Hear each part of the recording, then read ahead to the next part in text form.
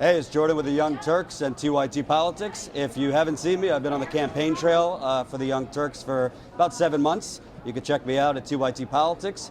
We're calling this unconventional wisdom, which I like because there's a lot of conventional wisdom going on around here that's not so true. So we're going to get to all the good stuff. I have a great panel of delegates and candidates. I'll start all the way to the end. We have David Sparks, who is a at-large delegate for Bernie Sanders. You're also running for state Congress in Ohio. Then I have Wayne Borders. If you're a diehard TYT Politics fan, you've seen him before. I interviewed him, a lot of other Bernie supporters back in January outside the South Carolina presidential debate. He had a great soundbite. I'll get to that. And if you also have watched me before, this is Shyla Nelson. She was the co-founder of Election Justice USA. Election Justice USA was the nonpartisan voting rights group that launched a federal lawsuit against the New York Board of Elections on Election Day, which was in April. Basically, as you know, New York voters, over 100,000 were purged. In Brooklyn alone, there was a lot more shenanigans that went on in New York. Shyla and her group were leading the charge on that. And you're also a national delegate for Bernie from his home state, Vermont. And full disclosure, she grew up pretty much around the Sanders family, so you know the whole thing. So I want to get right to it. Before Bernie's speech, I kind of want to get a feel from delegates because I've seen some things up close, but I've also heard some things that in many ways there's kind of like you're being treated like second-class citizens. I've heard that, I talked to volunteers yesterday who paid on their own dime to come here, super volunteers for Bernie, that were given the go-around for hours before they could get credentials, and they were supposed to be on the floor with their delegates, but they were put in the nosebleeds. I also saw up close Hillary Clinton supporters literally stand in front of Bernie supporters during his speech with signs, with their signs, to kind of block. I mean, this is anecdotal, this isn't the whole arena. But wanted to see kind of what you've been seeing, being delegates, what you've been experiencing. What's the mood? Because there's obviously a lot of Sanders supporters here who are vocal and not falling in line as the party. We'll start with you, David. Well, hold it a little closer to you. One of the first things we noticed was we were getting a lot of what we call the stink eye around some of the events. And last night, one of the party members from the Ohio Democratic Party was threatening to revoke delegate credentials for people holding up the TPP signs in the stands. And but we stood up to that, and they backed down and said you can put them up. I'm trying to figure it out, but I was preparing for this. This morning there was a hubbubaloo at the Texas delegation.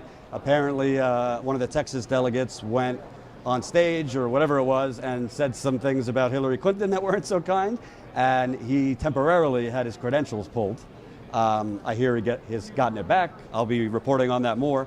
Yeah, I've heard little things that Bernie delegates, I don't want to say intimidated, but it's being communicated to them.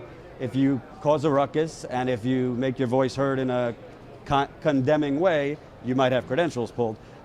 Wayne, you're with the South Carolina delegation. What have you experienced so far? Because I should say I've also talked to people who are having a good time and have been treated well, so it's a mix. Yeah, South Carolina, in our delegation, we've experienced just a lot of politeness, really. Okay. I mean, our state is kind of known for that, in addition to a lot of violence, but we, all in all, have had a good experience so far. No one's credentials have been threatened. Because as one of the co-whips for our delegation. Tell the audience what that means. So as a whip, I'm supposed to get out information to our delegates and share with them things that come through the campaign, just quick. So when we received the email not to make any disruptions or boo, we were all kind of just like, okay, we'll let things happen and watch the proceedings, and hopefully there won't be a need for us to become ruckus, but some of our delegates, one of our delegates I know was basically sitting around a lot of Clinton delegates who were bad-mouthing Bernie and his supporters. That was probably the one thing that I didn't really enjoy too much about yesterday, was that our seats are assigned, and we're pretty much just mixed in with the Clinton delegates rather than being a block. Yeah.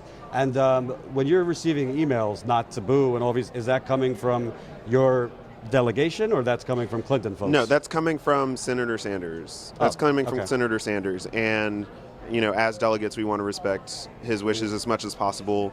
And it's not because, it's not because just we want to have deference to the campaign, but we also do want to be respectful to the Clinton delegates because we get it. The party as an institution wants her. Right. They have wanted her since the day after the election in 2008. Right. So, so we're being respectful and, appropriate when it is time or need for us to stand up. Right. Shyla, so you obviously, I got her. You obviously grew up around Sanders' family. You know the family. He spoke last night. I was up near California. It was a little rowdy. And you know Bernie. I don't want to say, you're a second daughter, but you know his family, you know his daughters. A lot of his supporters, it was a mixed crowd, but a lot of them were even booing some of the things he said. I will say straight up, there were a lot of things he said that don't match her record. In terms of what he said and also whether he sold out, I want to see your thoughts because obviously there's a lot of passionate people here who volunteered for Senator Sanders, gave money to Senator Sanders, watched the Young Turks and other things, and were kind of consumed by his movement. What do you think of his speech? And knowing him, what do you feel personally was going through his head? There's a lot to say in response to all of that, Jordan. I think that first and foremost, I want to impress upon all of your viewers and our fellow members of Bernie Nation that I don't have a single doubt that Bernie Sanders, in every choice and every decision that he has made throughout this election cycle, however difficult, however complex, however confusing to his followers, to his supporters, ultimately always has the best interest of his delegates, his supporters, and the American people, always closest in his heart. I think there are a lot of layers to the process by which he chose to run as a member of the Democratic Party. As we know, he's caucused with the Democrats for decades in Congress and as a senator, and has had an alignment with them in many respects for years and years, with some noteworthy differences in policy positions. However, of the two major parties, he's been mostly aligned with the Democrats, so it was a natural affinity and relationship. But in many respects, he's a relative newcomer to the inside, sort of the mechanics of the Democratic Party. That's been an uncomfortable thing for the party. And as the movement has grown, we have seen the tensions of that playing out on every level, from the top of the campaign, level, all the way to the delegates and the grassroots followers. The question of whether Bernie has sold out, I think, I completely understand why grassroots voices are feeling that. We see this enormous political machine into which he has inserted this movement and his career. And he has done so for all of the right reasons at a critically important time in our country's history. And what I would invite all of us to do with that is to trust him. I know that this looks very complicated, and it looks like he has kind of kowtowed to the very machine that he's been fighting his entire career. I think there are a lot of questions we don't have answers to. For example, one question I wonder about and others wonder about, the Republicans, you might recall in that fateful debate early in the season, asked for a pledge of loyalty from the stage, from all of their candidates, that if they are not the nominee, will they pledge support to the candidate who was chosen? Of course, the noteworthy moment there was that Donald Trump himself did not, he refused. His only loyalty is to Donald Trump. That's exactly right, yes. True to form, at least, right? We know that's at least consistent. I wonder, and others wonder, whether we don't know the answer to this, and I'd love to get an answer from the Democratic Party.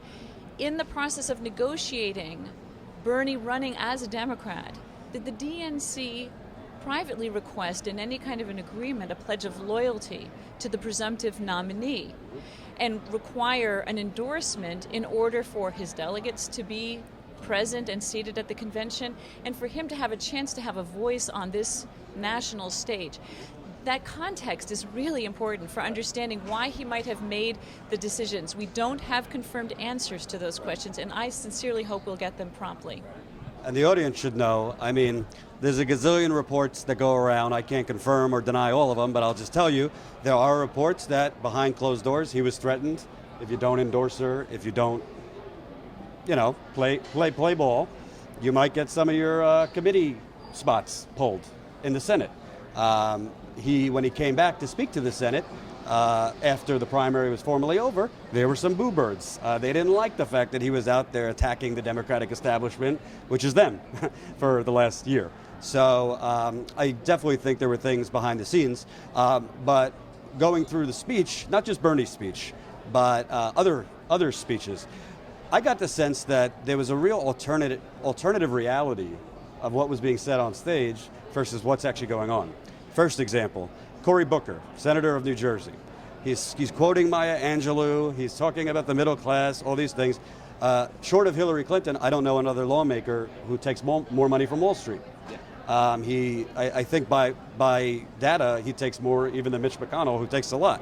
So I found that kind of a disconnect from the actual record. Elizabeth Warren, Senator from Massachusetts, kind of on the rocks right now with some progressives are very disappointed that she didn't endorse Senator endorse Senator Sanders. She was talking about, we got to fight against the banks and all these things. And the person she's on stage talking on behalf obviously hasn't done that. To you, David, what did you feel in terms of hearing, we heard the talk, but a lot of these people talking are the same people who are perpetuating this rigged system we talk about. Well, that caused hold the mic to you. Yeah, that caused a little bit of stir up in our delegation because we were around a lot of the Clinton people, and one of the gentlemen from the Bernie delegation in Ohio was like, "He's behind the hedge funds." To your mic. Yeah, he just went kind of ballistic, I would say, but in a very spirited, impassioned way, and a lot of that imagery, the Sanders folk, we can see through that. We go to, we can look up how much all these people make on our smartphones, and who's giving them money, and what industries are giving them money on our smartphones. We can go to followthemoney.org.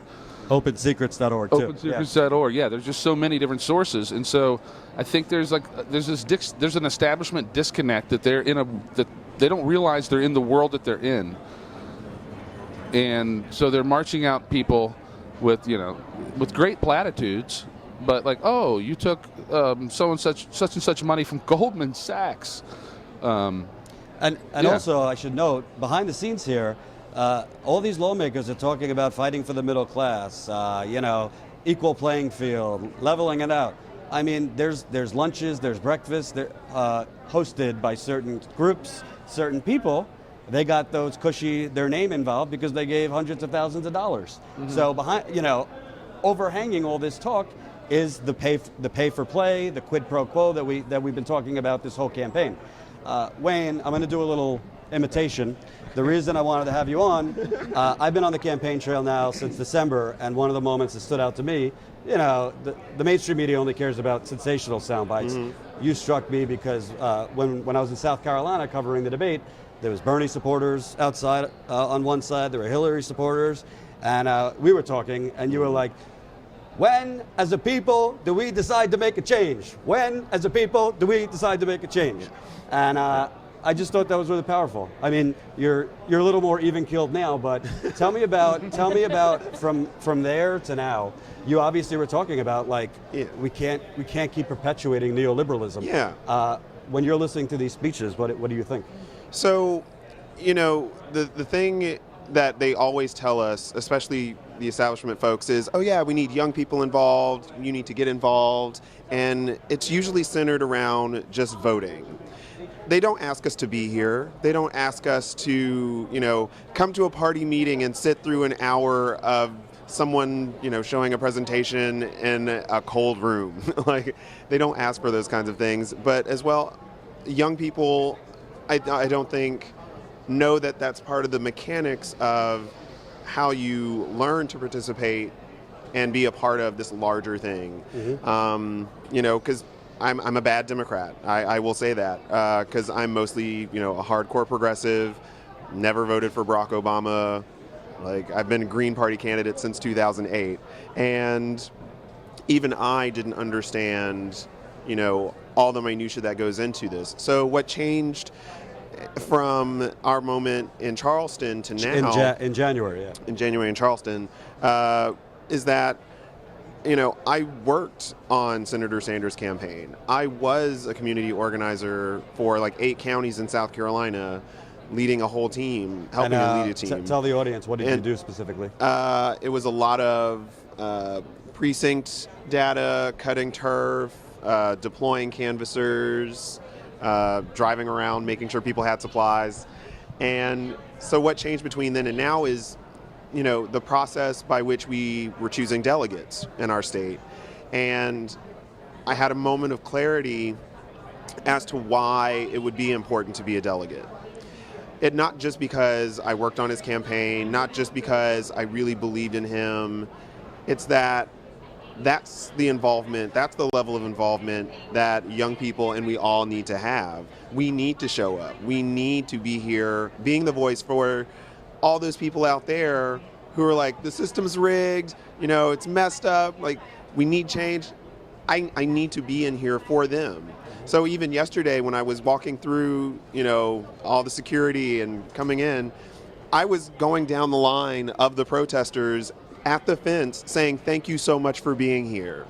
Because if we are the government... In the 98-degree heat. Thank you for your service. Yeah, thank them for their service, yes. And so if we are going to be the government, if we are going to take this whole thing over, because a lot of these people won't be around in 40 years. Let's just be honest. But if we're going to take this over, if we're going to really be the people, we're going to be our government, we need to be involved in the inside and on the outside. Right. That's the only way this works. And like one thing that struck me, even when I'm on the road, like I'm a journalist, but I'm also a human. I make no bones about it. I lean towards Bernie. I don't carry water for him. I mean, I've been critical of him too. But I was afraid that there was going to be a deflation. People were going to be deflated, after the last primary, after he spoke on that stage. I mean, you're looking around. I mean, I was at the art museum the other night, and all of a sudden, Bernie delegates break out and chants, Bernie, Bernie. Not so nice things about W. Wasserman Schultz, who we'll get to. I mean, there is no deflation here. There is only motivation, passion, and I kind of think, what? I mean, I've studied history. I've watched Game of Thrones. There's very few wars that were won without losing some battles. Yeah, but as well, very few wars were ever won where the people who supported them were disempowered. Right. Bernie has empowered millions of people around the country. I mean, that's part of why some people are outside. That's why many of us are in here as delegates, because he has empowered us to really become a part of the process. Like David here is running for his state house, for a state house seat. I'm also working for, on the advisory committee at this point of a candidate who's going to be running against Joe Wilson in South Carolina's 2nd District, Is that the You Lie Joe Wilson? That is the You Lie Joe Wilson. If you remember, this fabulous politician screamed out at President Obama's State of the Union, "You lie." Yeah. So, real quick before I go to break, Shyla, you kind of, having done a lot of grassroots activism, this and that, you're seeing all these marches, these protests. Does this look like, this is just for this week, or you see the momentum carrying forward? I like to say we're just getting started, and I echo the same feeling. I went one by one and thanked the protesters as I was coming in. I think Bernie's campaign, one of the great legacies of this campaign, is the work to dissolve the boundaries between inside and outside. This idea that somehow Washington, inside the Beltway, is this mysterious labyrinthine maze that the average person can't fully navigate or understand. And a lot of the work of this campaign has been to illuminate how our government works, how to get people involved, to make sure that we understand the process of governance, the process of choosing our leaders, and getting people engaged and empowered to take on that process. I see in the protesters, it chokes me up. I'm seeing the depth of passion and commitment and dedication, and it's not just to Bernie. I think it's really key to keep in mind, and he reminds us of this every time he speaks. This is about us. This is about our movement. This is about reigniting the true lowercase d democratic spirit of the American people and giving us literally a future to believe in. And that's no cliche. The man has put it on the line for his entire career for that. And what he has attracted and who he has attracted into this movement, I said followers earlier, truly, we're all leaders. And when I look at the profile of the Bernie supporters I've met, and I'm sure you have as well, we're seeing, in many cases, lifelong community activists, organizers, people who've been cleaning up the messes of the homeless in their community, who've been clothing and feeding and sheltering the disenfranchised of our country. These are people who found in Bernie a lightning rod to unite these missions, to unite and see the interrelatedness of all of these issues, economic justice, climate justice, social justice, and actually come together around a common goal, which is to do everything we can to see if we could get Bernie Sanders to lead this nation. But inside of that are these incredible leaders in their own right. So the commitment that we're seeing on the streets and the commitment that we're seeing among our delegates is a commitment that we all have carried throughout our entire lives, even the millennials who in their own way come in as the greater stakeholders in the planetary game. It's incredibly exciting to see what's happening. This is a political revolution, and it's on. We're going to take a quick break. By the way, if you like what they're saying, these two, shameless plug, youtube.com/TYT Politics. If you haven't subscribed yet, I don't want to talk to you. We'll be back.